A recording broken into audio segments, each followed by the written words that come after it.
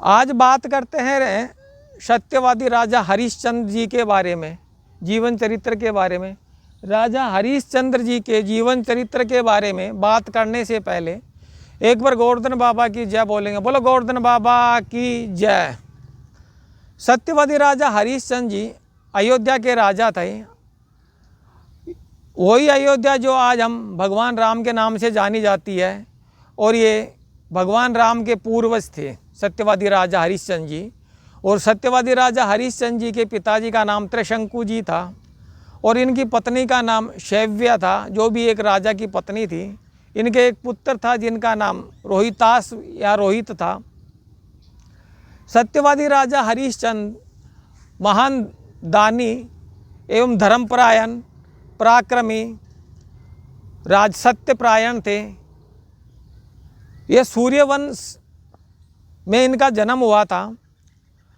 सत्यवादी राजा हरिश्चंद्र इतने दानवीर थे और सत्यपरायण थे और महान पूरी धरा के राजा थे। तब इनकी चर्चाएं विश्वकर्मा जी इंद्र जी देव को कर रहे थे, बताते थे। तो इंद्रदेव जी को सत्यवादी राजा हरिश्चंद्र जी के से ईर्ष्या होने लगी।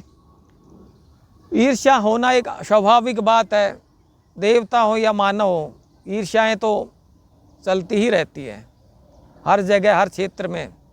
तो ऐसी बात नहीं है कि राजाओं में, ऋषियों में, देवताओं में ईर्ष्याएँ तो एक स्वाभाविक ही बात बन जाती है।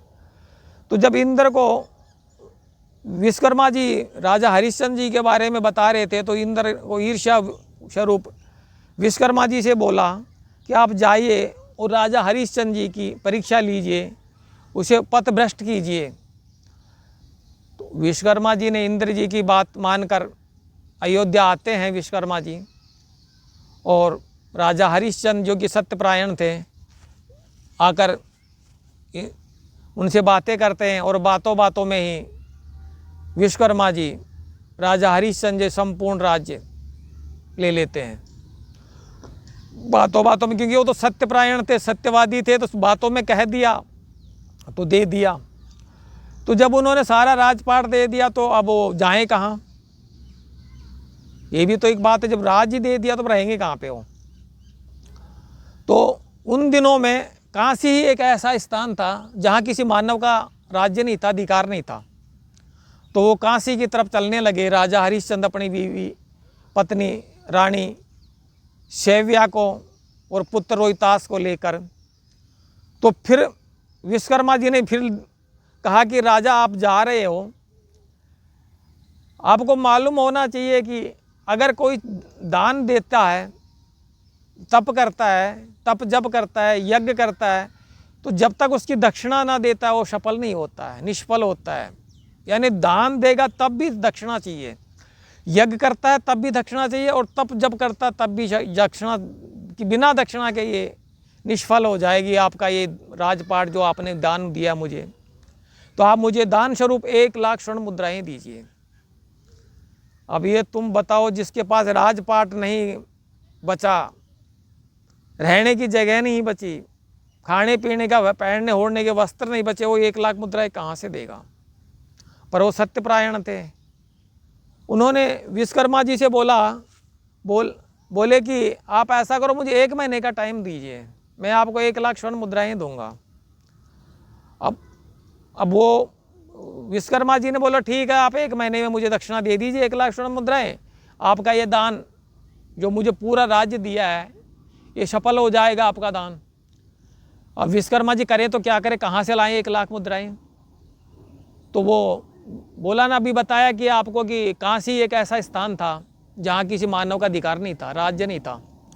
तो काशी की तरफ चल पड़ते हैं, और काशी में जाके एक ब्राह्मण को अपनी पत्नी और बेटे को बेच देते हैं, क्योंकि उनको तो 1,00,000 स्वर्ण मुद्राएं चाहिए थी दान दक्षिणा के लिए, और स्वयं एक चांडाल के यहाँ पे बिक जाते हैं। इस तरीके से वो 1,00,000 स्वर्ण मुद्राएं करके विश्वकर्मा जी को दे देते हैं, और पत्नी एक ब्राह्मण के यहाँ पे घर का काम होता है, जो काम करती है, पुत्र उसका राजा हरिश्चंद्र जी का रोहितास वो बाग बगीचे से फल फूल ला के ब्राह्मण के लिए देता, पूजा पाठ के लिए। इस तरीके से वो उनका दिनचर्याएँ चलती थी। राजा हरिश्चंद्र जो कि एक काशी में एक शमशान घाट में नौकरी करते एक चांडाल के यहाँ पे, उनका काम था कि कोई भी शव आएगा उसे बिना कफन लिए उसका दाह संस्कार नहीं करने देंगे, उसको कफन लेने की जिम्मेवारी दे दी। एक राजा को एक दिया गया है कि आपको कफन, कोई भी दाह संस्कार करने आएगा उसे कफन लेंगे,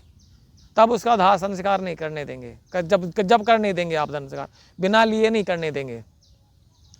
अब वो लग जाते हैं, जो रानी के दासियां हुआ करती, वो एक ब्राह्मण के यहाँ पे झाड़ू पोंछा करती है और घर का काम करते, खाना बनाती है। लड़का जो रोहितास जो कभी राजघराने में रह करके वो फूल तोड़ के राजा को ला के देता है, तो खाने पीने की व्यवस्था है। और राजा जो स्वयं एक चांडाल के यहाँ शमशान में एक नौकर के रूप में नौकरी करता है। ये सब चीज़ें सत्यपरायण यानी सत्यवादी इसीलिए कहा गया कि उन्होंने दान दे दिया, कह दिया तो वो निभाना है। और यही सत्यवादी भगवान राम भी थे, कि राम ने कहा था कि वचन जाए पर जान जाए पर वचन ना जाए, तो इसी कारण से वो करते रहे। अब उनका शरीर भी दीनहीन हो गया। ये सिलसिला चलता रहा, तो भगवान तो परीक्षा ले ही रहे थे। तो राजा का पुत्र रोहितास वे जब पुष्प वाटिका में पुष्प तोड़ने जाते हैं, तो उसे एक सर्प धस लेता है, सांप काट लेता है और उसकी वहीं मौत हो जाती है। अब इसका पता जब रानी को चलता है, तो रानी भी सत्यपरायण थी, तो वो घर का सारा काम करके अपने पुत्र को लेने जाती है, मेरे मृत पुत्र को, और लेकर विलाप करती है। अब विलाप करे तो सुने तो कौन सुने, उसकी कोई सुनने वाला नहीं। और आखिर में फिर उसे अपने गोद में उठा करके शमशान घाट ले जाती है क्रिया करने के लिए। अब शमशान घाट भी वही होता जहाँ राजा हरिश्चंद्र उसमें नौकरी कर रहा था, अब वहाँ ले जाती है। अब राजा हरिश्चंद्र अपनी पत्नी को भी नहीं पहचान पाता, न पुत्र को, और न रानी अपने राजा को पहचान पाती। शरीर इतना दीनहीन हो गया, इतना। अब वो जब रानी बोली कि मुझे पुत्र का संस्कार करना है, तो राजा बोला कि कफन दीजिए बदले में, तभी तो कर पाएंगे।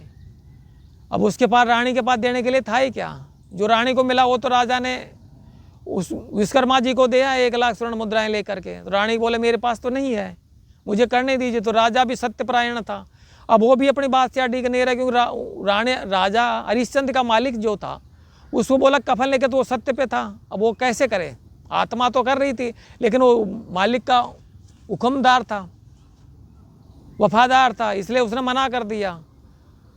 जब रानी ने बोला, जब पहचाने कि ये तो मेरा आदमी, ये तो राजा हरिश्चंद्र है, जब राजा हरिश्चंद्र ने पहचाने तो मेरी पत्नी शैव्य और ये मेरा पुत्र रोहितास है, उसके बावजूद भी राजा डिग रहा, क्योंकि वो वफादार था राजा चांडाल का।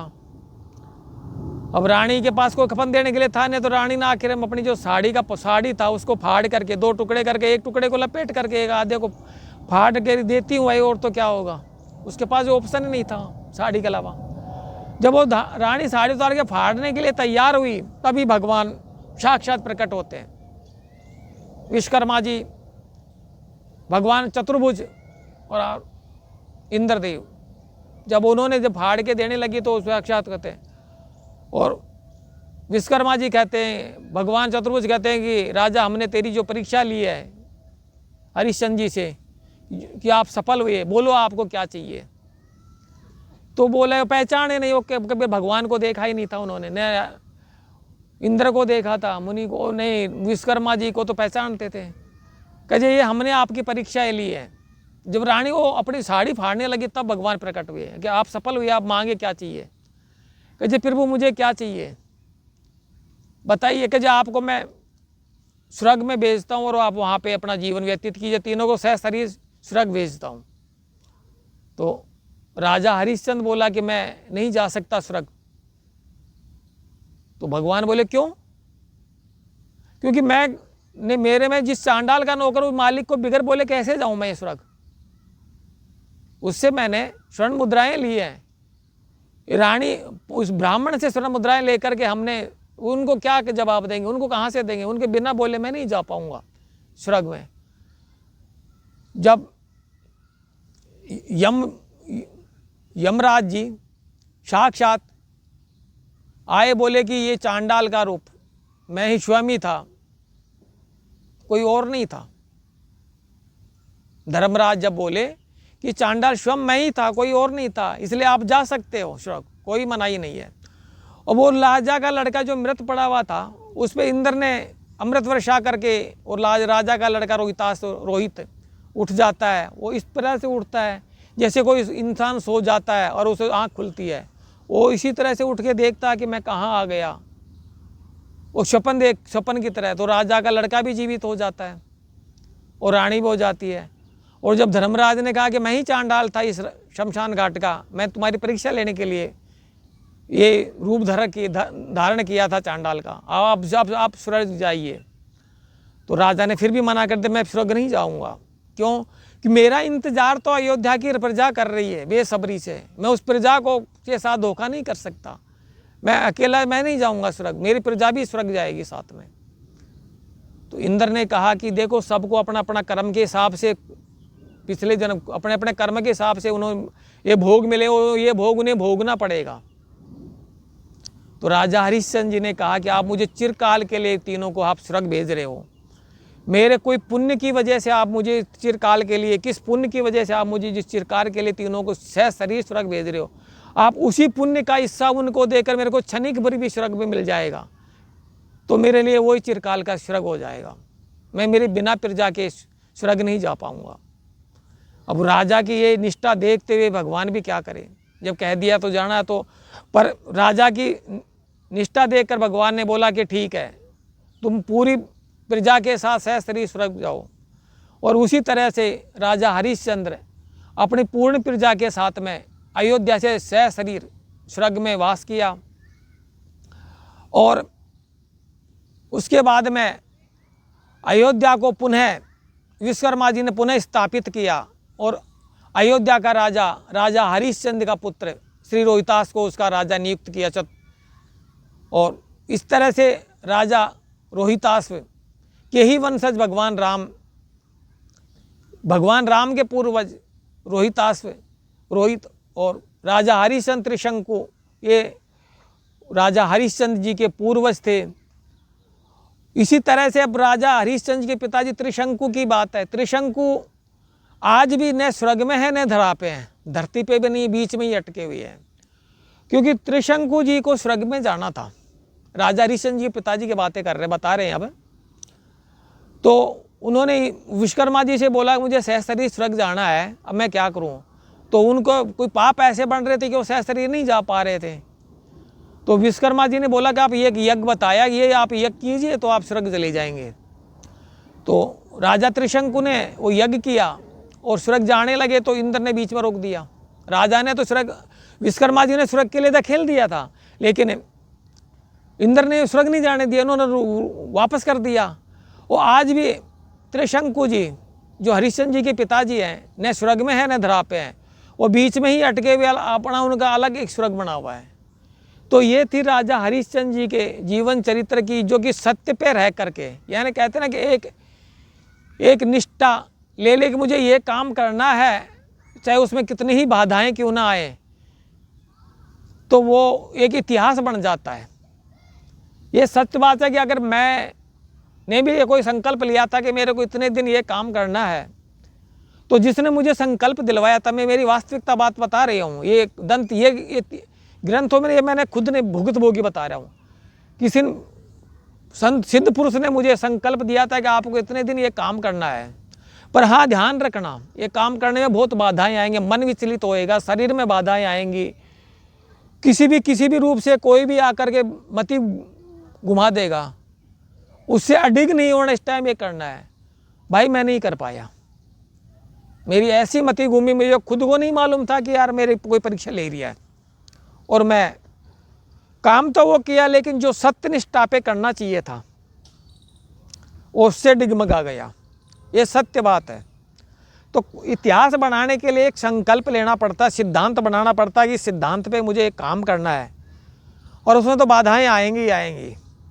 कई ऐसी बाधाएं आई हैं, कहना ठीक है कि नहीं है मेरे खुद व्यक्तिगत जीवन में, क्योंकि मैं भगवान में आस्था रखता हूँ और संकल्प भी लेता हूँ, पर कर नहीं पाता, निभा नहीं पाता हूँ। कुछ टाइम निभ पाता है, कुछ टाइम निभ पाता है, निभता है, लेकिन ज़्यादा जितने दिन का संकल्प लेता हूँ उतना दिन, जितने टाइम का संकल्प लेता हूँ उतना टाइम नहीं कर पाता हूँ। ये मुझे मालूम होते हुए कि मेरे सामने बाधाएं आएंगी, कोई भी पार्षद करेगा तो मालूम होते हुए भी, पर जिस टाइम मति घूमती है उस टाइम वो बातें याद ही नहीं रहती है, भूल जाते हैं। तो अगर वो सब चीज़ें कर ले तो आदमी का एक इतिहास बन जाता है। तो ये मानव जीवन यानी कि मैं उस प्रारब्ध तक नहीं पहुंचा हूँ। और मेरे को एक संत ने कहा भी था, अगर ज़्यादा अपने बारे में कहूँगा तो तुम एक राजा हरिश्चंद्र के बारे में खुद की अपनी दंत कथाएं। मेरे साथ व्यक्तिगत बहुत ही ऐसी घटनाएं घटी हैं संतों की, भगवानों की। और मौजूदा कलयुग में तो भगवान प्राप्त करना बहुत आसान है, लेकिन कर नहीं पाते हैं। तो अब मैं अपने बारे में ज़्यादा कुछ नहीं कहूँगा, मैं कहना भी नहीं चाहता हूँ। उन्हें तो मेरे इस टाइम मेरे दिमाग में तो बहुत अपने बारे में जो सत्य कथाएँ आने की आ रही हैं, बहुत आ रही है कि ये भी कह दूँ मेरे साथ, क्योंकि मेरे साथ तो होता ही रहता है। ये बताऊँ तुम्हारे को बात। तो ये थी राजा हरिश्चंद्र जी के जीवन चरित्र, उनके पिताजी के बारे में, और इस युग में और आदमी को इतिहास बनाने के लिए क्या करना चाहिए, लेकिन कर नहीं पाता है। हम जैसे व्यक्ति तो मैं तो कर नहीं पाता हूँ, और औरों की मैं कह नहीं सकता। तो इस बात में बोलो राजा हरिश्चंद्र, सत्यवादी राजा हरिश्चंद्र की जय। जय गोवर्धन बाबा की जय हो। हे मेरे प्रभु कृपा दृष्टि बनाए रखना, आप हमसे विमुख कभी मत होना। जय हो आपकी।